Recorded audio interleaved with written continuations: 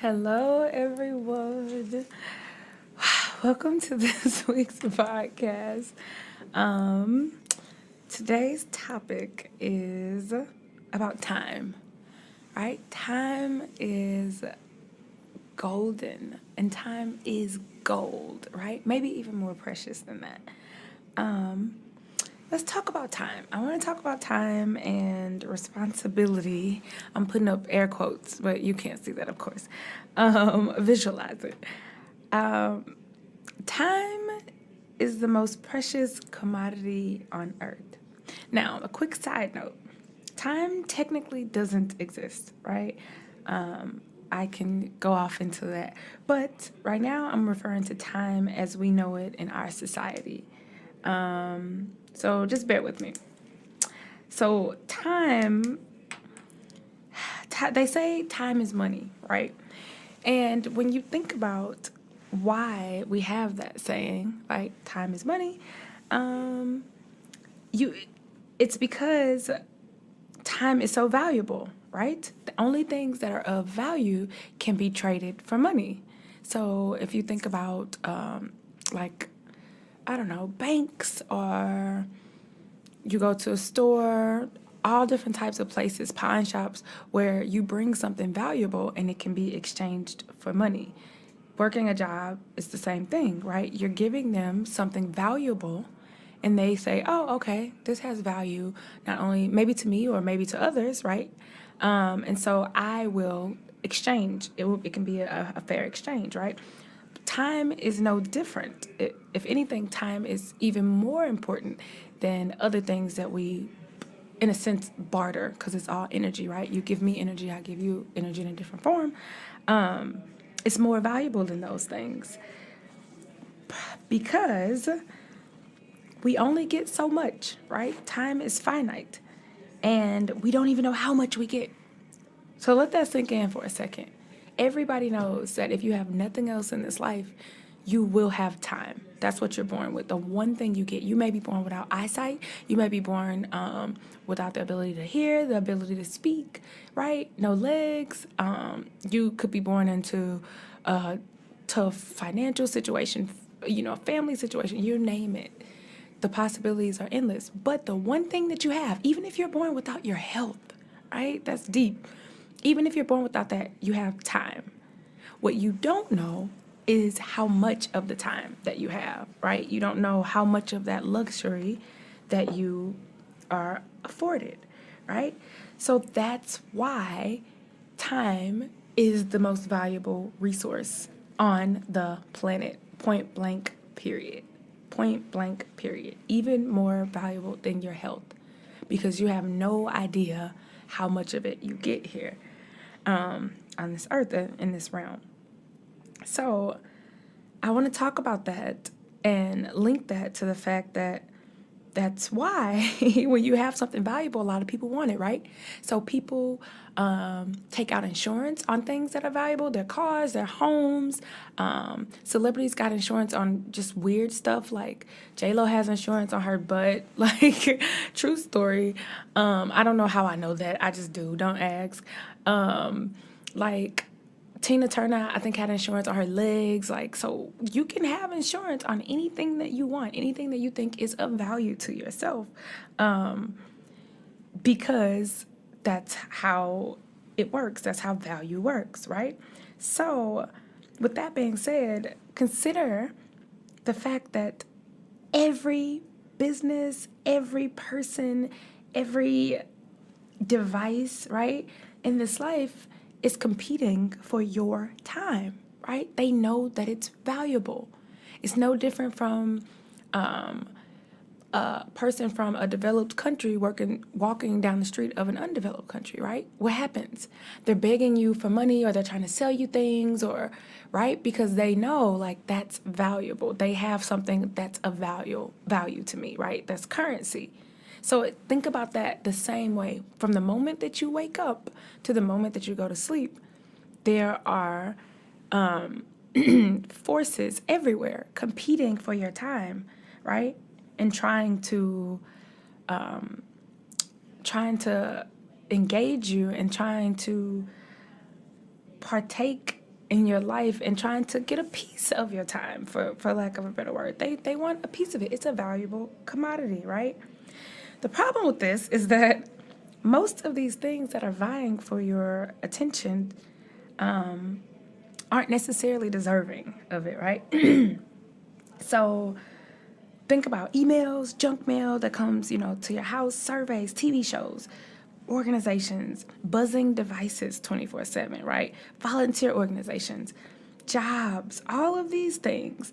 You only get so much time in your life and so much time in a day, right? They say, oh, 24 hours. Actually, no.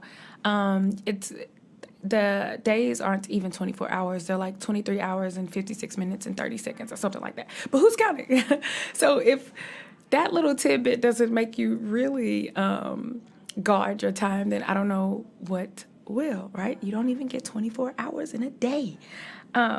So all of these things are competing for your time, right? Everything wants your time. Look at me, look at me. Your dog is barking. Oh, look at me. The birds are singing. Look at me. The trees want your time. Everything.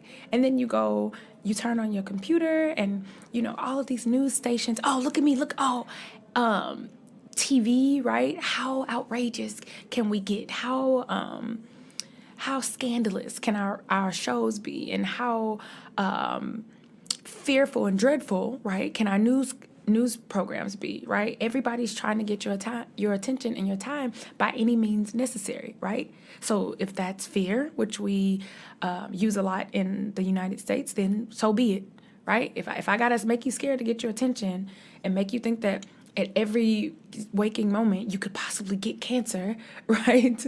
Or disaster might strike you, then so be it. It doesn't matter, right? As long as I was able to engage you, as long as I was able to get a slice of your time, which is an invaluable resource. Okay, so in addition to competing with these things, which, like I said, are good, quote unquote, and bad, because I've spoken before that there's no such thing as good or bad in this life. It's just all perception. So all of these things are competing for your time, right? Some are good, some are not so good, some are draining, some are uplifting.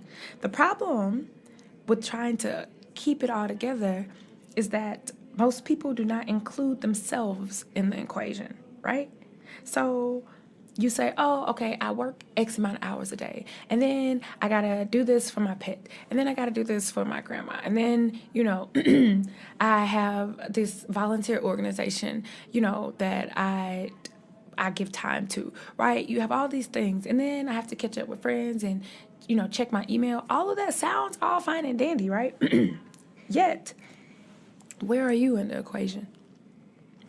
I rarely, if ever, hear people speak about adding themselves into the equation. You say, oh, do you have time to do this? And they either say, oh, I'm working, right? That's the number one thing. Or, oh, I have a prior obligation. And when you pry into the prior obligation, you find out that it rarely has something to do with that person. It's usually them giving their time to someone else. It's never, oh, no, not today because I'm just going to think. Or I'm just going to clear my head. Or, nope, I just can't go into work today because I just really want to finish this book, right? Or I just want to go and have a picnic in the park, right? I just want to lay around. Or I want to take a long bubble bath. No, nothing related to the soul or the self, right? It might be related to the body, maybe. Oh, I gotta wash my hair, I gotta take a shower, right? I gotta go to the doctor. But rarely do people take time to nurture their souls, right? Rarely is it, no, I have to meditate.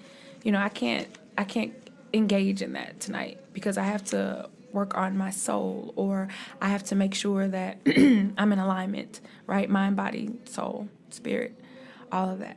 Nope, nobody gives themselves time. It's always allocated outside of the self, which is why it is imperative in this life that we take time for our own goals, dreams, sanity, right? Yourself, schedule in yourself in that block of time. Don't just say, oh, if I have 5 minutes at the end of the day, I'll exhale and reflect on the day, right? Again, An unexamined life is not worth living. If you don't have time to examine the things that you're doing, then what is the point? Right? You're in school and you're taking these tests. If you're taking a test and your professor never gives it back, never grades it, you're like, what am I doing? Right? What is the point? How am I doing? And your professor says, nah, you good. Just keep reading and I'm gonna keep giving you these tests and yeah, and that'll be the class. You'd be infuriated because you'd be like, I need feedback. Do I know this stuff or don't I know this stuff, right? It is the same with life. How can you expect to receive feedback for your performance if you're not taking time for yourself or time to listen to yourself or time to reflect on the day, on your own behavior, on other people's behaviors, right? If you're always in reaction mode or if you're already always allocating your time outside of yourself, right? How do you know what you're doing well? I already said two people can never have the same perception or experience. So me telling you like, oh, you're doing a great job, I think your life is on track, means nothing because I don't know. Like only you can tell yourself that. And only you can hear this. You can only hear this if you take time to listen to yourself, right? By yourself. Take time for yourself. Schedule an appointment with yourself. Now, we go back to this fear-mongering, fear-based mentality that is rampant throughout the United States. Let's be real.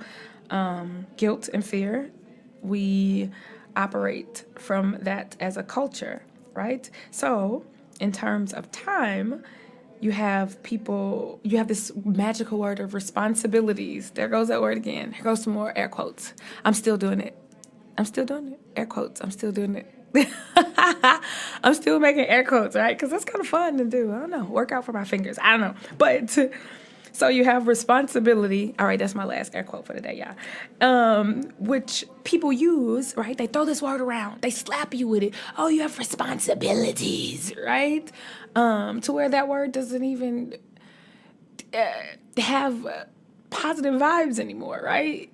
As a kid, you're like, oh, I have responsibilities. I had to do my homework. But as an adult, you're like, oh, responsibilities, right?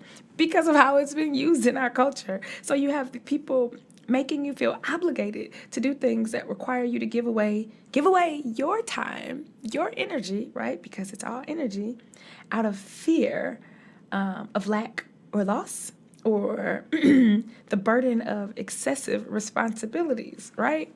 So people who want your time may say something like, okay, for example, let's say your job, you're really not feeling it. You know, you just don't want to go in today. You want to take a bubble bath and drink tea and, read a book and that's it. And most people wouldn't understand that. Oh, you didn't go to work today because you're taking a bubble bath and reading a book. They don't get it because it's like, why would you take time for yourself? That just sounds selfish, right? That's really self-centered. Nobody else is in on it. Nobody else is benefiting from that. In the short term, but obviously in the long term, everybody benefits because when you're in a better place mentally and spiritually and emotionally, you are able to exude that. You're able to put that out into the world, right? That's a fact. But a lot of times people, so let's say, okay, you go to work, you don't go to work for that reason. I'm taking a bubble bath. And your boss calls and it's like, well, we really need you here. You play an important role in the company, blah, blah, blah, blah, blah, right? All of this guilt, right? To make you feel obligated, but you don't want to go. You don't want to go, right? So who does that benefit in the long run? Right? The sense of obligation. Yes, I signed up for this. Yes, I said I would come, 5 days a week or however often you work. But where's the wiggle room for the self? Where's the time for the self, right? Now, if you say, well, you made a commitment, right? So you really should honor that. Consider this. If you were to encounter an emergency, then you would leave, right? And that would be okay. So if I'm at work or I don't come to work because something catastrophic happens, right? Somebody else is sick, right? Or let's not even say physically sick. Let's say mentally. Let's say your best friend has a mental breakdown. And so your boss would understand that. People understand that. Why? Because it's someone else. Because you're giving away your time to someone else, right? And it's an emergency. However, if you are trying to do preventative maintenance on yourself, right, before you get to that point, then it's not okay, right? Because nobody else, there's no short-term benefit to another person, right? You're obligated. You made a commitment. So we should really be at that point to where we're questioning everything, questioning quote unquote commitments made, or what the word commitment even means, right? What the word responsibility means, what obligations are, or if people are using the word responsibility, I made small air quotes, I lied, sue me, to maybe even control you, right? Maybe the case is that you don't even really need to be at work. The company will continue with or without you. I promise they will. But your boss just wants to feel like they control you, right? So that's a big thing too. And I think people forget to take into consideration people's motives, right? Not everybody who's trying to get you to do something has clear motives, right? Or has you or your best interest in mind, right? Some people may just want to manipulate you. Some people, the possibilities are endless. But you should definitely be wary when someone makes you feel guilty for thinking about yourself first, or for taking time for yourself first, as opposed to giving that valuable commodity away, right? So, guilt is another thing, right? So people can say, they can use fear. Oh, well, you're going to lose your job if you don't come in today, right? Or guilt. Oh, well, you're going to let the whole team down, right? So those are just two big things in our culture that are used like weapons to try to siphon off your time, right? Your most valuable commodity. Those are the two things, the two main strategies. Just pay attention to your life and see where you can pinpoint that and nip it in the bud. Turn on your computer in the morning and see who's yelling at you. See what news stations are trying to grab your attention. Oh, did you hear what happened here? Oh, guess what here? Oh, guess what? Right? They're all just trying to get your attention by giving you information that does not even benefit you most of the time. Why do you need to know about every, negative thing that happens in a city nowhere near you, or even in your own city, right? How does that benefit you that you can do nothing about, right? In that moment, aside from, okay, maybe, if you are doing work on the ground already, then yes, you do what you can. But finding out something horrible happened, even 3 blocks away from you, does nothing to your soul. It does nothing. And it didn't used to be that way, right? It wasn't a 24-hour news cycle. So just keep that in mind, right? Your highest outcome cannot possibly come from fear-based actions or decisions. Let me repeat, your highest outcome cannot come from fear-based actions or decisions, right? You cannot operate from a fight or flight mentality for the duration of your life. You just can't. It doesn't work that way, right? So really quickly, let's see. Yes. So I was reading a newspaper and I saw an ad, and it really was my inspiration for doing this podcast, to be honest. And it says, is being responsible ruining your life? For most women, the answer is yes, right? And so there's a survey, and like women risk survey or something. And basically it just talks about how women bear the brunt of the word responsibility, quote unquote, commitment, quote unquote, like how we feel the need to be superwoman and to, do everything for everybody, and it doesn't include ourselves.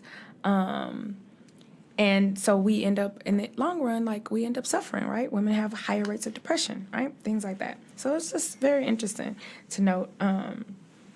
But yes, so I just want to end by saying that responsibility can be a trap, and it can be used against you, right? If you are not careful, people and society will pile your life with responsibilities, there's my air quotes again, and use them as a control mechanism. So as we go into this week, Thanksgiving in the States, right? Just think about this analogy. Someone filling your plate, right? Without asking you, do you like this? Do you like this food? Do you like macaroni and cheese? Do you want any? How much of it do you want, right? They just pile up, they take your plate from you, pile up whatever they think that you should have and you should be eating, right? Whatever they like. Forget about the portion sizes. They just pile it on because this is what they want you to have and how much of it they want you to eat. And then they make you sit at the table until you're finished, right? Or they say that you're a bad person because you didn't finish, right? Because you walked away. It's the same thing. It's the same thing. Responsibility, commitment, right? It's the same thing. The same jockeying for your most valuable resource, right? Time, right? It is a trap. So spend your currency wisely, right? Invest your time and spend your time in the most responsible ways, right? Think about it like money. You wouldn't spend it all in one place, right? Or you wouldn't give it all to the same person. Even if that, oh, well, I work 80-hour weeks. If that were money, you wouldn't just say that, oh, I just give all my money to charity. Well, that's good, but what about yourself? If you are living on the street, that doesn't really do you any good. So yes, just consider that. Consider that. Treat your time like the invaluable commodity that it is and protect it with your life because at the end of the day, that's all you got. All right. Thank you for listening to this week's podcast. I hope this helps someone going into this Thanksgiving week. Love, light. Y'all, peace out. Goodbye.